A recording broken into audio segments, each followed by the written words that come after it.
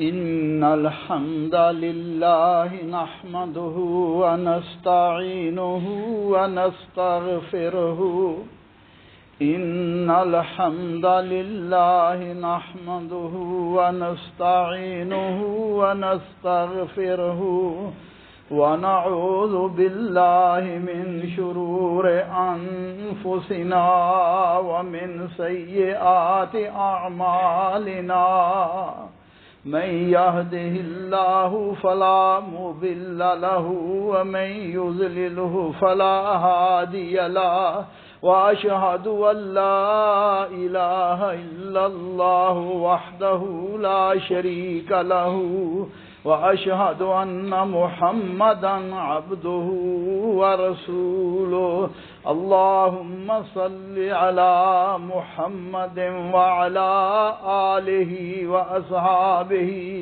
وبارك وسلم تسليما كثيرا كثيرا أعوذ بالله السميع العليم من الشيطان الرجيم من همزه ونفخه ونفسه بسم الله الرحمن الرحيم الرحمن على العرش استوى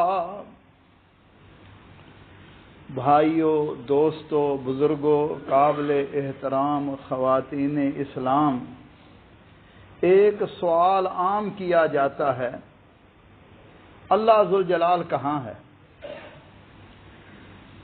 اور اس کا جواب مختلف دیا جاتا ہے۔ بعض لوگ یہ کہتے ہیں کہ اللہ ذوالجلال ہر جگہ موجود ہے، اور دوسرے کہتے ہیں کہ اللہ ذوالجلال اپنے علم، اپنے سننے، اپنی قدرت اور طاقت کے لحاظ سے ہر چیز اس کے قبضہ قدرت میں ہے، مگر وہ بے ذات ہی عرش پر موجود ہے۔ اللہ ذوالجلال اپنی مخلوق کے اندر حلول نہیں کرتا، اور نہ ہی اللہ ذوالجلال جتنے بھی مخلوق ہے وہ سب اللہ کی مخلوق ہے، اللہ خالق ہے۔ اس لیے آج کے خطبہ جمعہ کا موضوع الرحمن علی العرش استوى، اللہ الرحمن اپنے عرش پر مستوی ہے۔ بھائیو، دوستو، بزرگو، جو امور انسان کے ایمان کے اضافہ، یقین اور پختگی کا باعث بنتے ہیں، ان میں ایک اللہ ذوالجلال کی کائناتی مخلوق پر غور و فکر کرنا اور قرآن حکیم پر تدبر کرنا، کیونکہ مخلوقات کی عظمت اور ان کی خوبصورتی، ان کی تخلیق، خالق کی عظمت اور اس کی بہترین کاراگری پر دلالت کرتی ہے۔ اللہ مالک فرماتے ہیں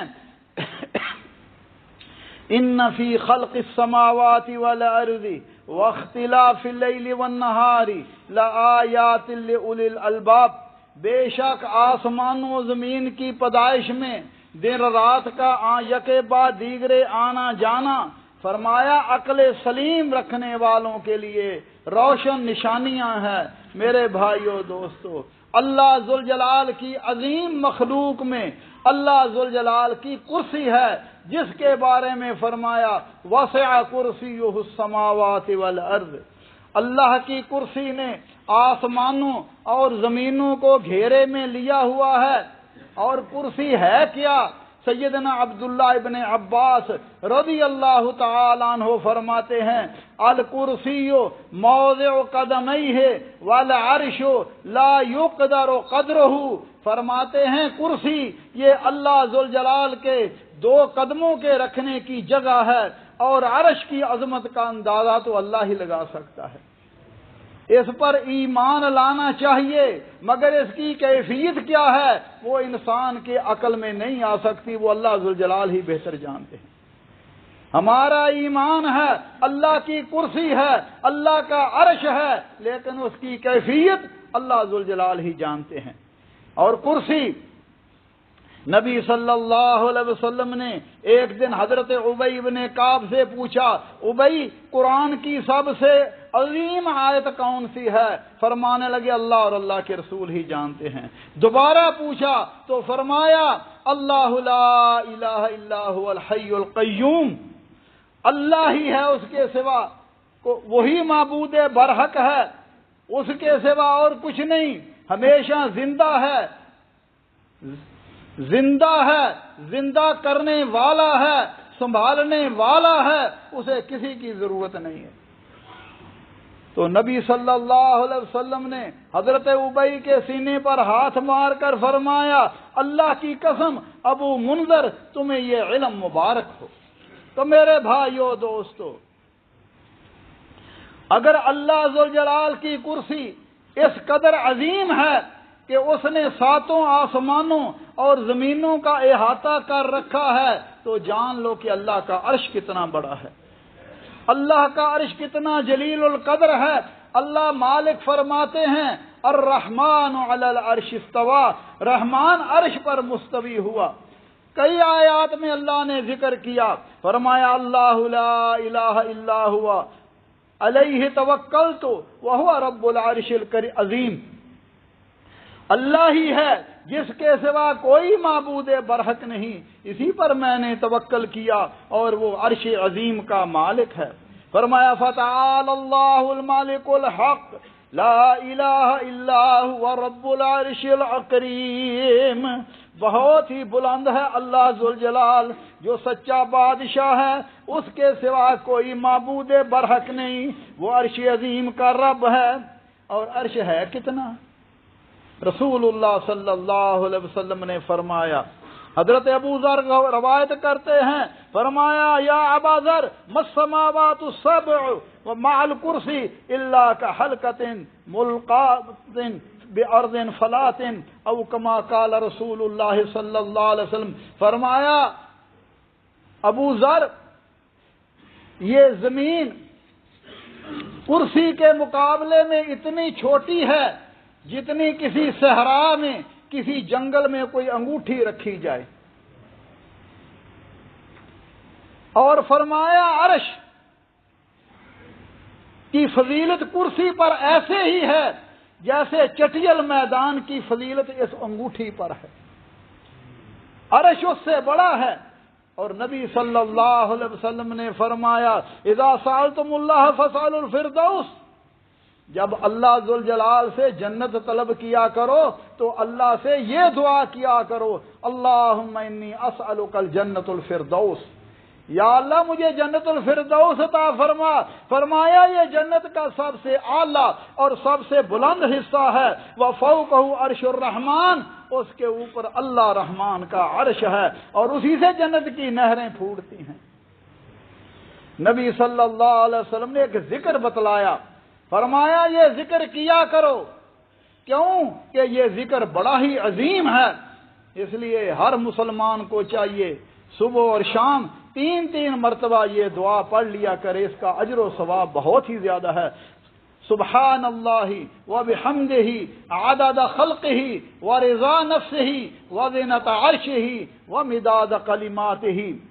اور میرے بھائیوں، اسی لیے شیخ الاسلام ابن تیمیہ فرماتے تھے فہذا یبین ان زنۃ العرش اثقل الاوزان، یہ بات اس چیز کو واضح کرتی ہے کہ عرش کا وزن تمام وزنوں سے بھاری ہے۔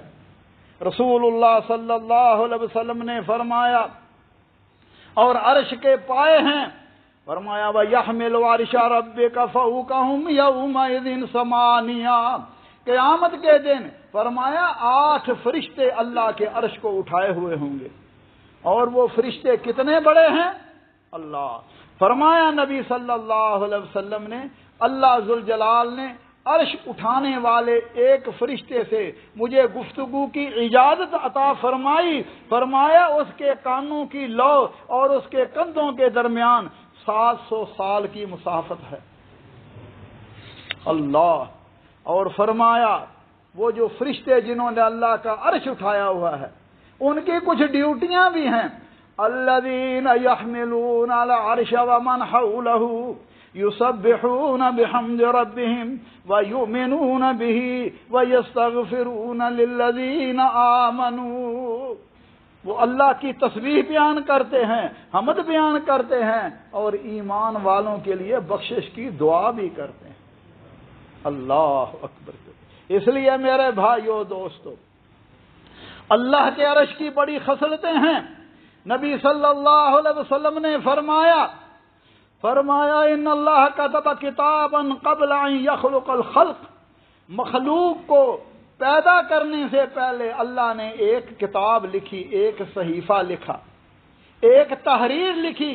وہ کیا ہے؟ ان رحمتی سبقت غضبی، بے شک میری رحمت میرے غضب پر سبقت لے گئی، اور اسے عرش پر اللہ ذوالجلال نے رکھا ہوا ہے۔ نبی صلی اللہ علیہ وسلم نے فرمایا، آپ نے فرمایا، حضرت عبداللہ ابن مسعود رضی اللہ تعالیٰ عنہ راوی ہیں کہ آپ نے شہداء کی روحوں کے بارے میں فرمایا ارواحهم فی جوف طیر خضر، فرمایا اللہ ذوالجلال شہداء کی روحوں کو سبز پرندوں کے پیٹ میں ہوتی ہیں، اور وہ پرندوں کا ٹھکانہ کہاں ہے؟ فرمایا عرش کے نیچے جو قندیلیں لٹکی ہوئی ہیں، وہ فرمایا پرندے جہاں جنت میں چاہتے ہیں چگتے رہتے ہیں، سیر کرتے ہیں، اور رات کو ان قندیلوں پر آ کر آرام کر لیتے ہیں۔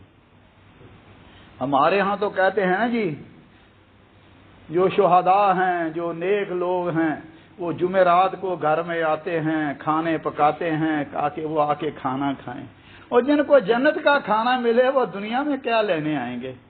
اللہ اکبر۔ اور میرے بھائی، جو جنت میں چلا جائے اس کو واپس آنے کی اجازت نہیں ہے، اور جو جہنم میں ہو اسے تو چھوڑا نہیں جاتا۔ اس لیے جو چلے گئے ان کی برزخی زندگی ہے، ان کی زندگی وہ اللہ بہتر ہی جانتے ہیں، وہ برزخی ہے۔ مومن ہے تو ان کی اچھی زندگی ہے، اگر کافر منافق ہیں تو ان کے لیے عذاب ہے۔ اللہ ذوالجلال ہمارے حال پر رحم فرمائے۔ یہ تو لوگوں نے کھانے پینے کے ڈھنگ بنائے ہوئے ہیں نا کہ جمعرات کو ختم دعا و مردے آتے ہیں، کوئی نہیں آتے بھائی۔ نبی صلی اللہ علیہ وسلم نے فرمایا، میرا جی کرتا ہے میں اللہ کی راہ میں شہید ہو جاؤں، پھر زندہ کیا جاؤں، پھر شہید ہو جاؤں، پھر زندہ کیا جاؤں، پھر شہید ہو جاؤں۔ جو جنت میں چلا جائے دنیا میں اس نے آنے کا جی نہیں کرتا۔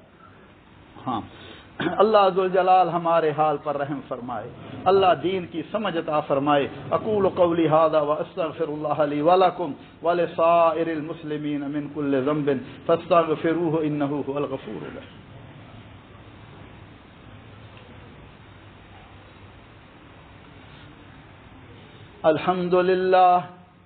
الحمد للہ وسلام علی عبادہ الذین اصطفیٰ، اشہد ان لا الہ الا اللہ وحدہ لا شریک لہ واشہد ان محمدا عبدہ ورسولہ۔ اللہم صل علی محمد النبی الامی وازواجہ امہات المؤمنین وذریتہ واہل بیتہ کما صلیت علی آل ابراہیم انک حمید مجید۔ اعوذ باللہ السمیع العلیم من الشیطان الرجیم۔ طه ما انزلنا عليك القرآن لتشقى الا تذكرة لمن يخشى تنزيلا ممن خلق السماوات الارض تنزيلا ممن خلق الارض والسماوات العلى الرحمن على العرش استوى له ما في السماوات وما في الأرض وما بينهما وما تحت الثرى وإن تجهر بالقول فإنه يعلم السر وأخفى الله لا إله إلا هو له الأسماء الحسنى۔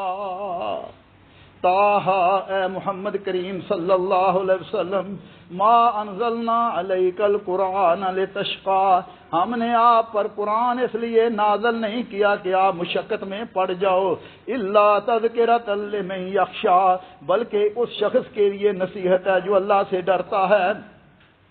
اور یہ قرآن آیا کہاں سے ہے؟ فرمایا تنزیلا ممن خلق الارض والسماوات العلا، یہ اس ذات برتر نے اتارا ہے جس نے زمین اور اونچے آسمان بنائے، اور وہ ہے کہاں؟ ہر جگہ موجود ہے، اپنی ذات کے ساتھ نہیں بھائی، اپنی ذات کے ساتھ الرحمن علی العرش استوى، وہ عرش پر مستوی ہے، اور عرش پر مستوی ہے وہ اپنی ذات کے ساتھ۔ کہا جاتا ہے جی کہا وَهُوَ مَعَكُمْ أَيْنَمَا كَانُوا، جہاں ہو تم اللہ تمہارے ساتھ ہے۔ اللہ اپنے علم کے ساتھ، اپنے سننے اور دیکھنے کے ساتھ، ہر چیز اس کے سامنے ہے، ہر چیز۔ تبارک الذی بیدہ الملک وہو علی کل شیء قدیر، با برکت ہے وہ اللہ ذوالجلال جس کے ہاتھ میں ہر چیز کے اختیار ہے، ہر چیز کی حکومت، کوئی بھی اس کی حکومت سے باہر نہیں ہے۔ اللہ الصمد بے نیاز ہے، اسے کسی کی ضرورت نہیں، سب اس کے محتاج ہیں۔ اس لیے فرمایا الرحمن علی العرش استوى، الرحمن عرش پر مستوی ہے، اپنی مخلوق کے اوپر ہے، مخلوق کے ساتھ نہیں ہے، بے ذات ہی سمجھنے کی بات ہے۔ یہ جو کہا جاتا ہے ہر جگہ اللہ موجود ہے، یا بعد یہ بھی کہہ دیتے ہیں ہر چیز میں اللہ موجود ہے۔ وحدت الوجود، وحدت الشہود کے عقیدے کہ اللہ حلول بھی کر جاتا ہے نیک لوگوں میں، یہ شرکی عقیدے ہیں۔ اللہ اپنی مخلوق میں داخل نہیں ہوتا بلکہ وہ مخلوق کی نگرانی کرتا ہے۔ ان ربک لبالمرصاد، اللہ ذوالجلال کے سامنے المہیمن، نگرانی کرنے والا وہ اللہ ذوالجلال ہے۔ اور بعض لوگ استوا کا معنی بلندی ہے، استوا کا معنی ارتفاع ہے، اور بعض لوگ اس کا معنی استعلا کرتے ہیں کہ اللہ نے عرش پر غلبہ حاصل کیا، معاذ اللہ ثم معاذ اللہ۔ تو کیا اس سے پہلے کوئی اور اللہ کوئی عرش پر کسی کا قبضہ تھا، اللہ نے اسے بھگا کر خود قبضہ کیا؟ یہ بالکل غلط ہے۔ لیس کمثلہ شیء، اللہ کی مثل کوئی نہیں ہے۔ فرمایا وہ اللہ ذوالجلال لہ ما فی السماوات وما فی الارض، جو کچھ آسمانوں میں ہے، جو کچھ زمینوں میں ہے، اور جو کچھ اس کے درمیان ہے، وما تحت الثری، اور جو مٹی کے نیچے ہے، سب کچھ اللہ ذوالجلال کے قبضہ قدرت میں ہے، سب کچھ اللہ ذوالجلال کے لیے ہے۔